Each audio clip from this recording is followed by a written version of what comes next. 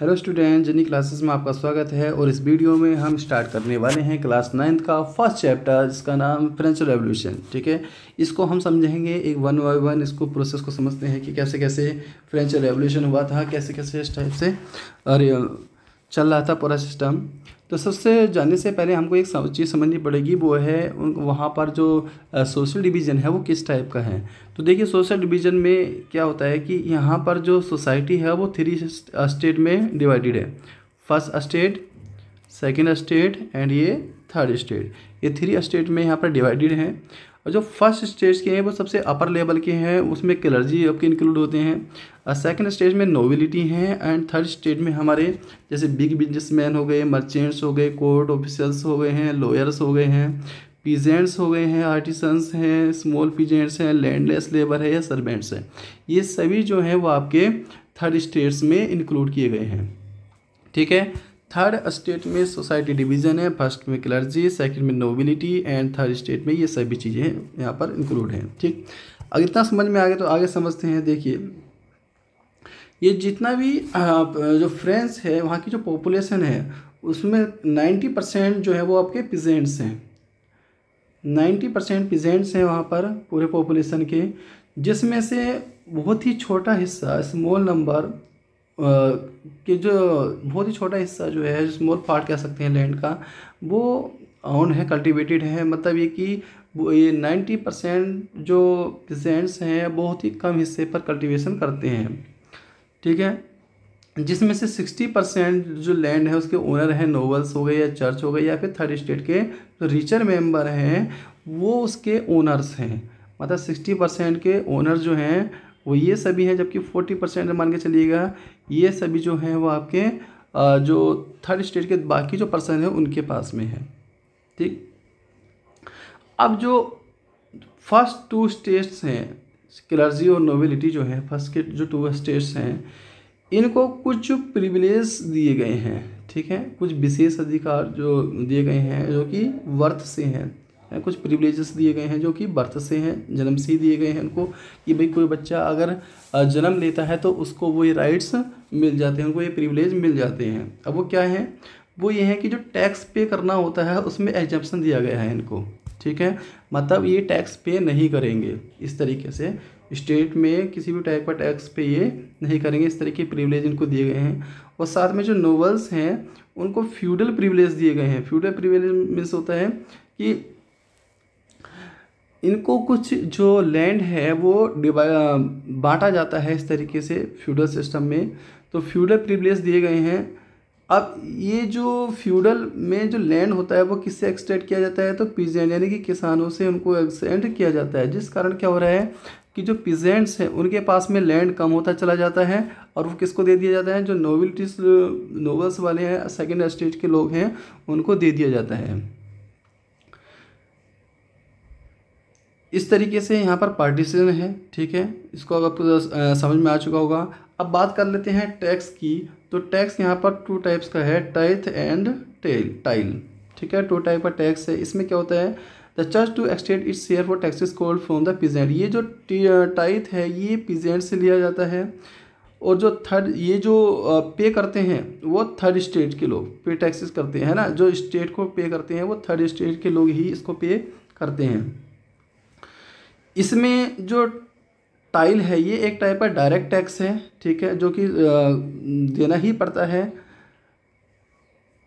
जो कि और उसके अलावा भी और भी टैक्स हैं, जैसे एवरीडे कंजम्पशन पे लगे होते हैं, सोल्ट पे, तंबाकू पे, जो भी हमारे क्या कहते हैं ज़रूरी चीज़ें होती हैं, डेली नीड्स की वस्तु थिंग्स होती हैं, उन पर ये लगाया जाता है। ठीक है, डायरेक्ट। अब ये जो पे करते थे केवल थर्ड स्टेट्स, केवल लोग ही पे कर पाते थे। तो इस तरीके से यहाँ पर ये सिस्टम चल रहा था। ठीक है, अब आगे समझते हैं इसको। अब क्या हुआ, धीरे धीरे करके क्या होने लगा, यहाँ पर जो रिवोल्यूशन की स्टार्टिंग है उसमें क्या हुआ कि 1715 से लेकर 1789 तक जो पॉपुलेशन थी वो इंक्रीज़ हो रही थी। 23 मिलियन से 28 मिलियन हो चुकी थी। ठीक है, अब जब इतनी पॉपुलेशन बढ़ रही है तो उनको फूड की डिमांड उनकी बढ़ने लगी, इंक्रीज़ होने लगी कि भाई डिमांड जो फूड है वो चाहिए, ठीक है। लेकिन क्योंकि डिमांड फूड की कंप्लीट या फुलफिल तब होती है जब लोगों के पास में लैंड होता है ना, जो किसान हैं उनके पास में लैंड होता है, तो तभी तो वो ग्रेन या अनाज वगैरह उगाते और लोगों की डिमांड पूरी करते। ऐसा नहीं हो रहा था, लैंड जो था वो आपका कल्टिवेटेड लैंड वो कम होते चला जा रहा था, जिस कारण ये तो समझ लीजिए फिक्स ही था, बट जो पॉपुलेशन थी वो बढ़ रही थी और उनकी जो ज़रूरतें हैं, जो डिमांड है वो पूरी नहीं हो पा रही थी। जो ब्रेड के प्राइस हैं, ठीक है, ये तेज़ी से बढ़ रहे थे, बहुत ज़्यादा इंक्रीज़ हो रहे थे रेपिडली। बहुत सारे वर्कर जो एम्प्लॉयड थे, वर्कशॉप में काम कर रहे हैं, उनके जो वेजेस थे वो फिक्स थे, मतलब उनको जो सैलरी मिलती थी वो फिक्स होती थी, लेकिन जो उनके जो खर्च हैं, जो उनके एक्सपेंसेस हैं वो आपके इंक्रीज हो रहे हैं लगातार। इस कारण हुआ क्या, जो पुअर और रिच का जो गैप है वो आपका वाइडन हो गया, यानी कि वो आपका बढ़ता चला गया इन दोनों के बीच का गैप। अब इससे क्या होता है, ये एक सब्सिस्टेंस क्राइसिस एक जनरेट हो जाती है, ठीक है। और जो ओल्ड रिजाइम है, ठीक है, फ्रांस में जो ओल्ड रिजाइम है उसके अगेंस्ट लोग जो हैं वो आपके आ जाते हैं, मतलब इस तरीके की कंडीशन वहाँ पर चल रही थी। क्लियर, यहाँ तक तो आपको समझ में आ चुका होगा। और समझ लेते हैं इसमें।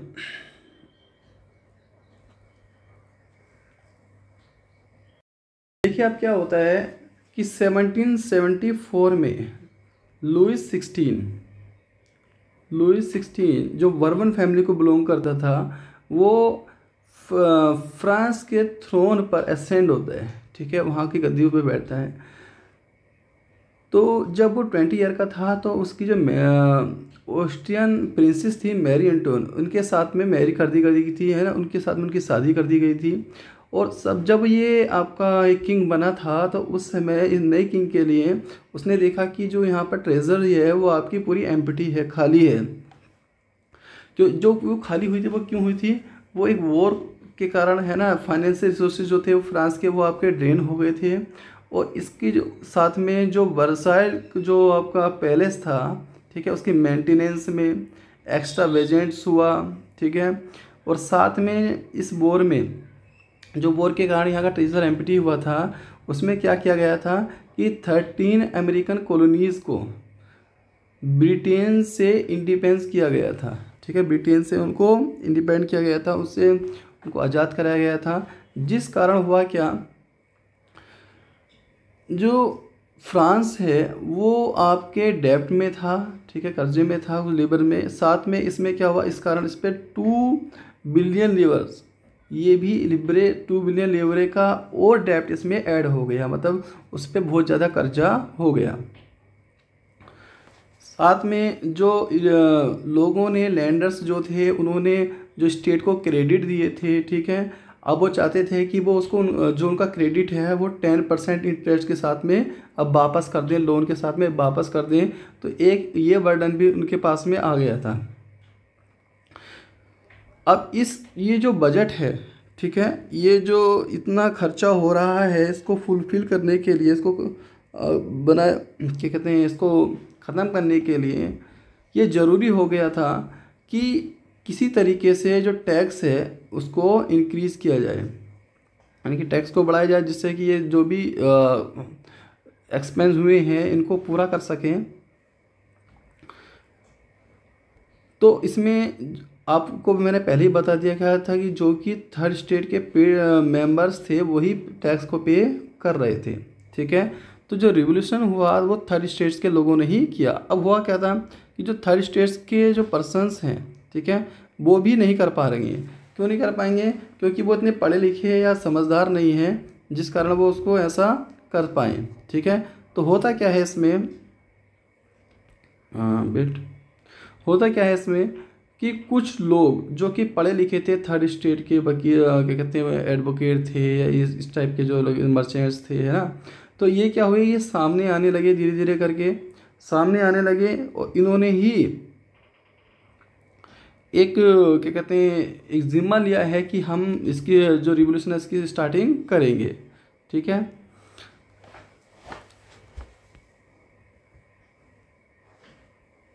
देखिए इसमें समझिएगा।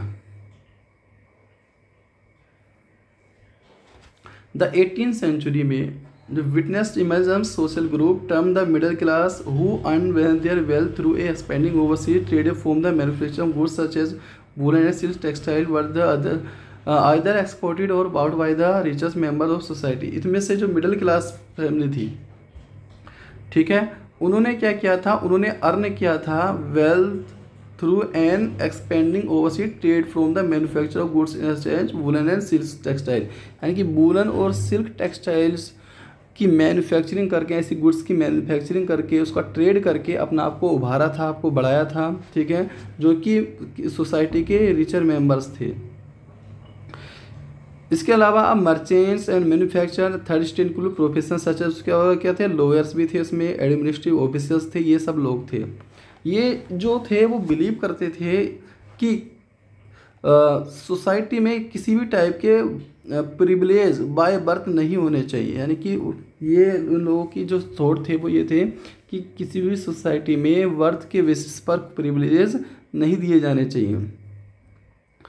ये जो होना चाहिए सोशल पोजीशन, ये उनके मेरिट के बेसिस पे डिपेंड होना चाहिए। जो उनकी मेरिट है, यानी कि उनकी जो योग्यता है उसके बेसिस पर ही उनको क्या कहते हैं ये राइट्स मिले। अब ये जो क्या कहते हैं आइडिया था, ये था फ्रीडम एंड इक्वल लॉ का, यानी कि सभी लोगों को क्या हो, फ्रीडम हो, इक्वल लॉज हो और सभी को अपॉर्चुनिटी मिले, ऐसा ये लोग सोचते थे।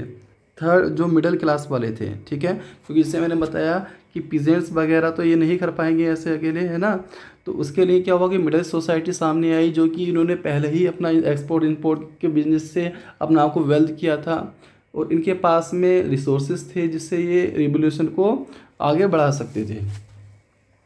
और इनका क्या मानना था, freedom, equal law and opportunity for all. ठीक है, अब ये जो फ्रीडम और ये सब जो चीज़ें हैं, इक्वलिटी, अपॉर्चुनिटी ऑफ लॉ, ये जीन जैक्यूज रूसो, ठीक है, इससे लिया था। इनका एक डॉक्ट्राइन था, इसमें इसी से लिया था, इस एक सिद्धांत है इनका, ठीक है, उसी से लिया गया था। इनका मानना था कि जो पावर है, और साथ में इसमें कहता है कि जो पावर है गवर्नमेंट की, ठीक है, वो डिवाइड होनी चाहिए। किस किस में डिवाइड होनी चाहिए, तो लेजिस्लेटिव, एग्जीक्यूटिव एंड जुडिशरी में डिवाइड होनी चाहिए थी। मतलब जो पावर है गवर्नमेंट के पास में, वो एक पर्सन के पास ना होकर इन वन हैंड, ये सभी में क्या हो, डिवाइड हो। ठीक है, तो ये चाहते थे कि ऐसा मॉडल हो। The model government was put into force in the USA after the 13th colony declared the independence from Britain. The American Constitution and its guarantee of individual rights an important example of political thinkers in France. तो ये जो था model जो था government का, ये आपका passport रखता है force in the USA after the 13th colony। जब उनको ब्रिटेन से 13th colony को डिक्लेयर किया था, वहाँ पर इस टाइप का ये जो सिस्टम था वो अप्लाई किया गया था। कॉन्स्टिट्यूशन इसकी गारंटी देता है कि इस टाइप के जो इंडिविजुअल राइट्स हैं, तो ये सभी जो होंगे वो आपके पावर डिवीजन के अकॉर्डिंग होंगे। इस तरीके से चल रहा था, इनकी एक प्लानिंग थी इस टाइप से। ठीक है, तो अब क्या होता है इसके बाद में, देखिए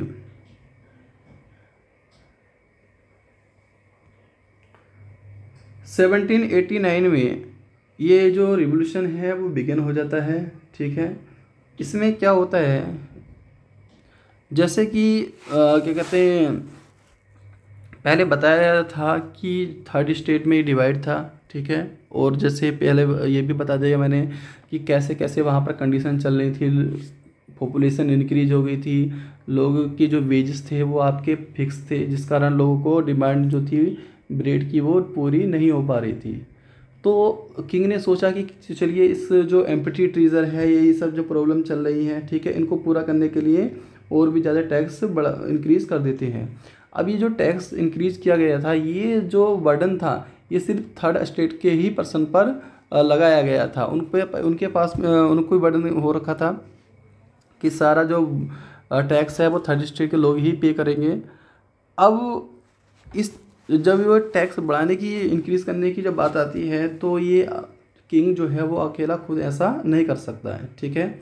इस टैक्स को इंक्रीज़ करने के लिए जो ओल्ड रिजाइम है, ठीक है, वो उसके पास इतनी पावर नहीं है कि वो टैक्स को अकेला ही इम्पोज कर दे, ठीक है। तो इसके लिए क्या होता है कि वो जो किंग है वो एक मीटिंग बुलाता है, एक मीटिंग बोलता है, स्टेट जनरल की मीटिंग होती है, ठीक है, जिसमें न्यू टैक्स के लिए के प्रोपोजल को पास करना होता है। इसके लिए क्या होता है कि स्टेट जनरल बाय ये क्या करता है कि जितने भी जो भी हमारे थर्ड स्टेट्स हैं, वन फर्स्ट सेकंड और थर्ड, सभी स्टेट के, ठीक है, रिप्रेजेंटेटिव को कॉल करता है, बुलाता है, ठीक है, क्योंकि जो टैक्स इंक्रीज का है वो वही कर सकते हैं, मतलब उन्हीं के उसमें कर सकते हैं। ये तो केवल एक क्या कर सकते हैं, अथॉरिटी दे सकते हैं कि हाँ चलो भाई ठीक है, हो गया है, टैक्स बढ़ चुका है, इस तरीके से।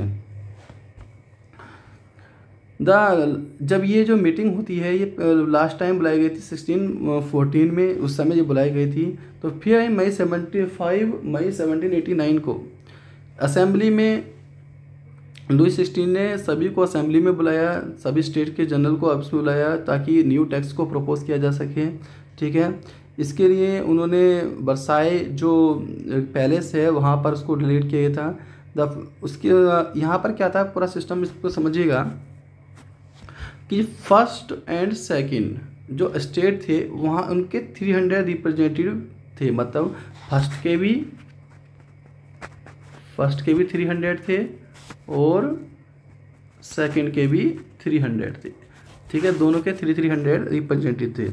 लेकिन जो थर्ड स्टेट था वहाँ पर 600 थर्ड स्टेट में 600 मेंबर्स थे।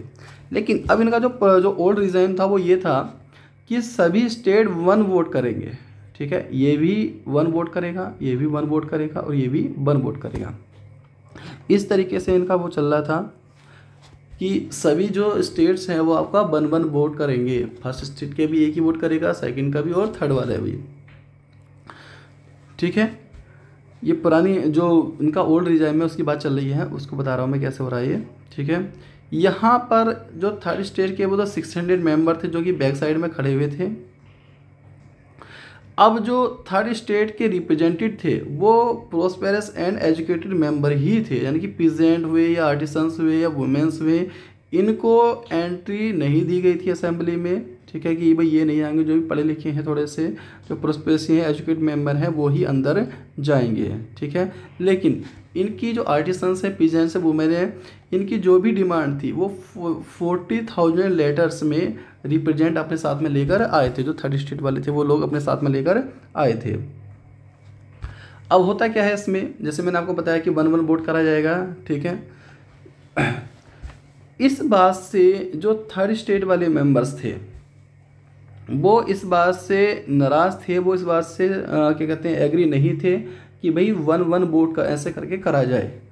वो चाहते थे कि जितने भी मेंबर्स हैं वो 1 वोट करें, मतलब एवरी मेंबर्स 1 वोट, इस तरीके से होना चाहिए,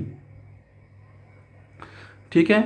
तो इस बात को जो किंग था उसने नहीं माना कि नहीं नहीं ऐसा नहीं होगा, जैसे पहले चलता आ रहा है अब वैसे ही होगा।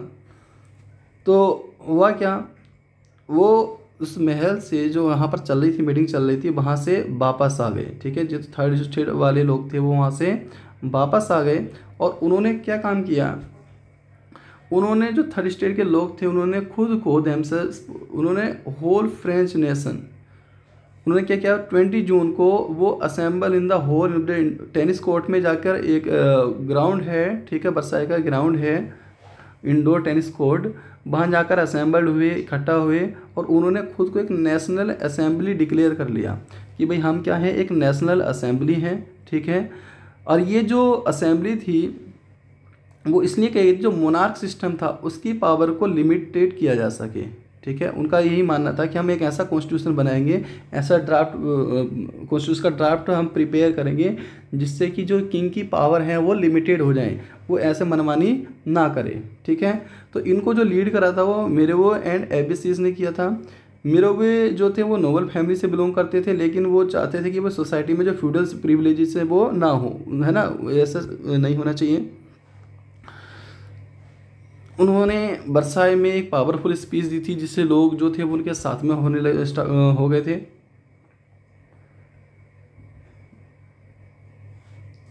ठीक है, नेशनल असेंबली अब इस समय हो चुका है, ये सब चीज़ हो चुकी हैं। अब क्या होता है 14 जुलाई को, ठीक है, 14 जुलाई को क्या होता है कि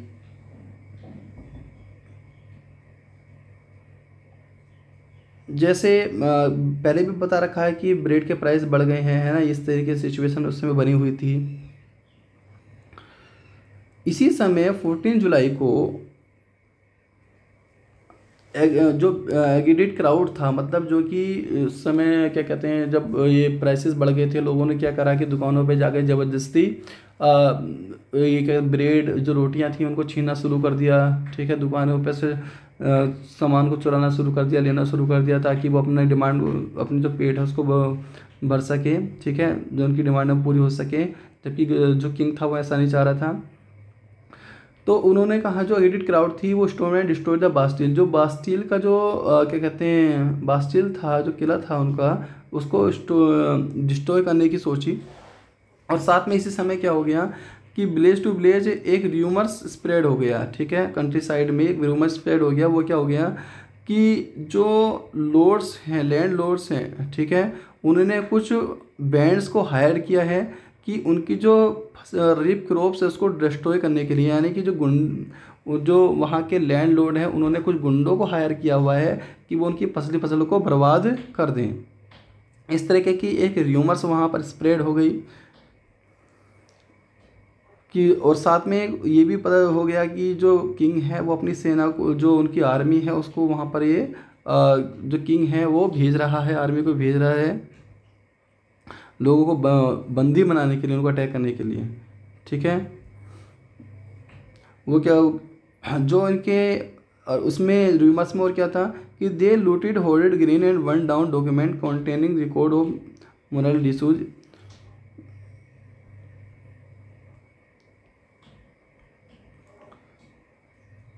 वो क्या करेंगे, ग्रीन को लूट लेंगे। ठीक है, और जो भी डॉक्यूमेंट वगैरह हैं रिकॉर्ड के वो जला दिए गए थे। बहुत सारे जो लार्ज नंबर ऑफ नोबल्स थे वो अपने होम से फ्लड किए गए, उनमें से बहुत सारे माइग्रेट हो गए, नेबरिंग कंट्री में चले गए। इस तरीके की वहाँ पर एक सिचुएशन बन के आ गई, लोग आपस में लड़ना फिरना इस तरीके से शुरू कर दिया उन्होंने। ठीक है, अब क्या होता है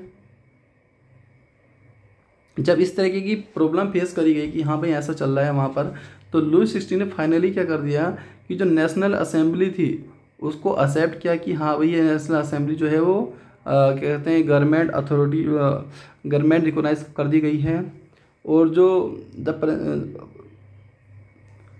पावर है, ठीक है, वो कॉन्स्टिट्यूशन में जो चेक करी जाएगी वो कॉन्स्टिट्यूशन के अकॉर्डिंग ही पावर जो होगी वो चलेगी इस समय।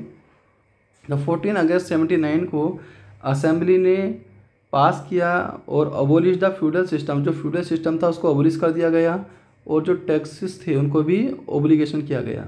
ठीक है, क्लर्जी के जो मेंबर्स थे वो गिव अप कर दिए गए प्रिविलेज से, यानी कि उनको जो पहले प्रिविलेज मिलते थे अब उनको प्रिविलेज नहीं मिलेंगे। ठीक है, और जो टाइथ जो था, जो कि चर्च को टैक्स दिया जाता था, वो भी आपका हटा दिया गया था, वो भी अबोलिश कर दिया गया था। जिस कारण हुआ क्या कि रिजल्ट में कि गवर्नमेंट एक्वायर एसेट और 20 बिलियन लेबर, तो गवर्नमेंट को लगभग ऐसा करने से लगभग 2 बिलियन लिब्रे, ठीक है, 2 बिलियन लेबर की एसेट उनको मिल गई, इतनी संपत्ति उनको ऐसे हासिल हो गई। ठीक है, तो ये 1789 में जब जो बास्टिल था, ठीक है, उसको इन लोगों ने क्या कह सकते हैं कि डैमेज कर दिया गया था। साथ में जो बास्टिल में कुछ लोग थे पहले से, जैसे हम शुरू वाले पार्ट पे चले जाते हैं तो देखिए यहाँ पर इसका हिस्सा कुछ दिखाया गया है, ऊपर चलते हैं ये वाला। ठीक है, on the morning 14 July 1789 the city of Paris was in state of alarm, यानी कि 14 जुलाई की जब बात थी 1789 में, तो जो पेरिस था वो पूरी तरीके से अलार्म पे था। ठीक है, the king had commanded troop to move in the city, अपने जो ट्रूप्स थे उनकी जो आर्मी थी उसको सिटी में मूव करने के लिए उन्होंने ऑर्डर दे दिए थे। साथ में र्यूमर स्प्रेड हो ही चुका था कि जो आर्मी है वो सिटीजन्स पे फायर कर रही है, ओपन फायर करने लगी है, जिसमें 70,000 मैन और वुमेन टाउन हॉल के सामने गैदर्ड हो गए, इकट्ठा हो गए वहाँ पर, और उन्होंने डिसाइड किया पीपल्स की लोग फॉर्म पे पीपल्स मिलिटिया बनाई उन्होंने। और साथ में क्या कहा कि जो गवर्नमेंट्स की बिल्डिंग थी, ठीक है, उनको आर्म के सर्च के लिए, मतलब कि उनको कुछ ना कुछ आर्म्स मिल जाए, कुछ हथियार मिल जाएं, तो हथियार को खोजने के लिए उन्होंने उस बिल्डिंगों को तोड़ डाला। लोगों ने उन बिल्डिंग्स जो थी उनको तोड़ डाला। Finally a group several 100 people march toward the eastern part of the city and storm the fortress prison the Bastille. वह क्या कि सेवरल 100 पीपल जो थे उन्होंने मार्च किया ईस्टर्न पार्ट ऑफ सिटी, यानी सिटी के ईस्टर्न पार्ट में वो जाने लगे, मार्च करने लगे, जहाँ पर उन्होंने वास्टिल्स का जो किला था उसको स्टॉर्म किया, और वहाँ से फोर्ट्रेस प्रिजन्स, उनको लोगों को वहाँ से जो प्रिजन्स थे, जो कैदी थे, उनको बाहर भी निकाल दिया, और वहाँ से बहुत सारे एम्यूनिशंस ले लिए, ठीक है। और इसी चीज़ में जो वास्टिल का जो कमांडर था वो मारा गया था, और वहाँ के प्रिजनर जो थे वो रिलीज़ कर दिए गए थे, जिनकी जो नंबर थे वो 7 थे, मतलब 7 प्रिजनर को वहाँ से निकाल दिया गया था। साथ में जो वास्टिल था वो एक सिंबल था, हेटेड का सिंबल था, ठीक है, और साथ में जो किंग्स की डेस्पोटिक्स पावर थी उनका एक सिंबल था। इस कारण उसको डेमोलिश करके उसके जो फ्रेगमेंट्स थे, जो टुकड़े थे, वो मार्केट में सोल्ड कर दिए गए, और उन लोगों ने उनको खरीद लिया जो कि इसको अपनी यादों के लिए रखना चाहते थे आगे। तो इस तरीके का माहौल हो गया था। तो जब ये ऐसा हुआ तो फाइनली किंग ने क्या किया, 1789 में ही जो नेशनल असेंबली थी उसको गवर्नमेंट अप्रूव कर दिया, और साथ में जो प्रिविलेज दिए गए थे वो सब अबोलिश कर दिए। और इसके साथ में हुआ क्या कि जो ड्राफ्ट ऑफ कॉन्स्टिट्यूशन था उसको अप्लाई कर दिया गया। तो इस तरीके का ये पूरा सिस्टम चला है 1789 तक। 1791 में उन्होंने एक न्यू कॉन्स्टिट्यूशन अप्लाई किया हो, न्यू कॉन्स्टिट्यूशन इसमें अप्लाई हो चुका था, और फ्रांस जो था वो इस समय Republic, France become a Republic, यानी कि फ्रांस जो था वो रिपब्लिक बन चुका था, ठीक है। अब आगे समझने के लिए हम आगे नीचे आ जाते हैं। देखिए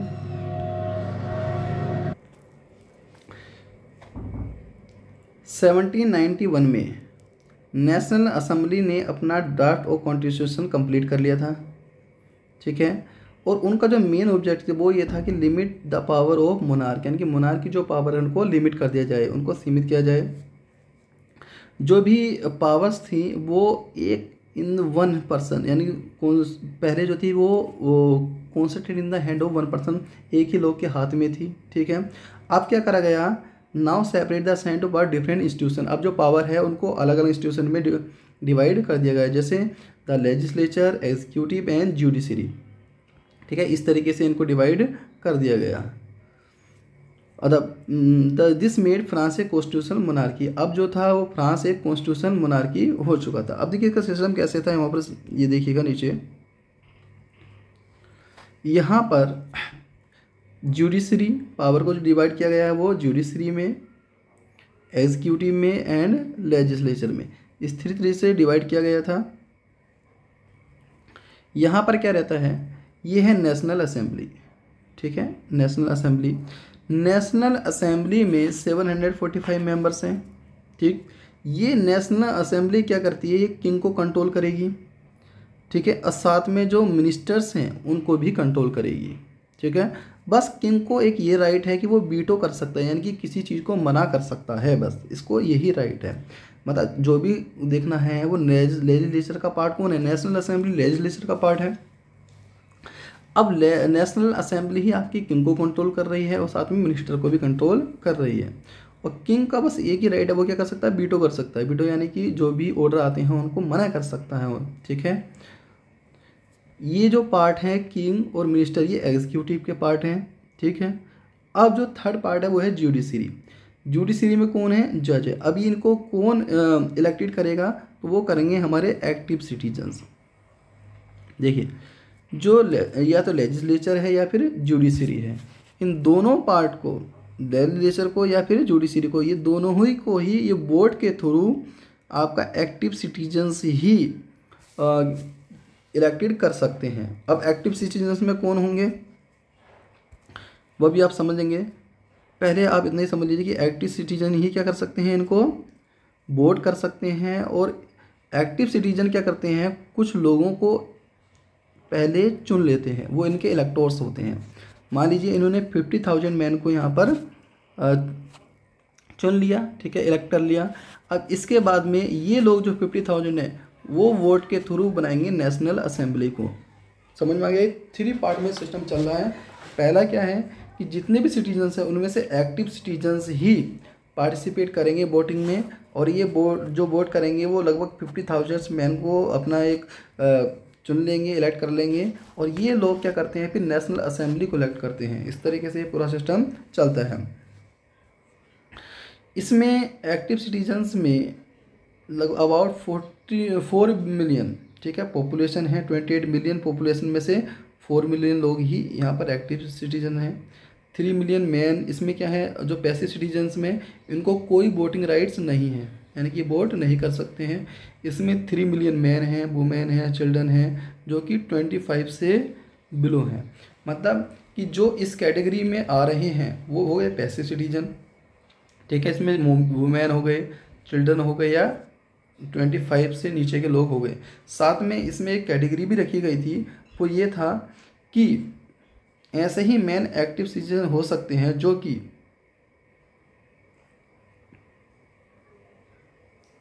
जो कि 25 years of age who paid taxes equal at least 3 days of labor's wages were given to the status of active citizens। मतलब ऐसे लोग ही वोट कर सकते हैं जो कि 25 ईयर्स से ऊपर भी हों, ठीक है, जो उनकी एज हो वो 25 से ज़्यादा हो, और साथ में जो वो लेबर वेजेस यानी कि उनका जो पेड टैक्स कर रहे हैं वो इतना होना चाहिए जो कि 3 डेज़ के लेबर वेजेस के बराबर होना चाहिए, ठीक है, कम से कम 3 डेज़ लेबर, मतलब एक लेबर जो 3 दिन में कमाती है उतना वो टैक्स पे करते हो, उनको ही एक्टिव सिटीजन माना गया है इसमें, ठीक है। तो 1791 में इनका कॉन्स्टिट्यूशन हो गया, इस तरीके से ड्राफ्ट इन्होंने बनाया 1791 में, ठीक है। अब होता क्या है, इस तरीके से पूरा कॉन्स्टिट्यूशन बना के सिस्टम चल जाता है। लेकिन अब यहाँ पर एक धीरे धीरे करके फिर एक प्रॉब्लम शुरू होती है। अब से धीरे धीरे करके प्रॉब्लम शुरू होती है, वो समझते हैं वो क्या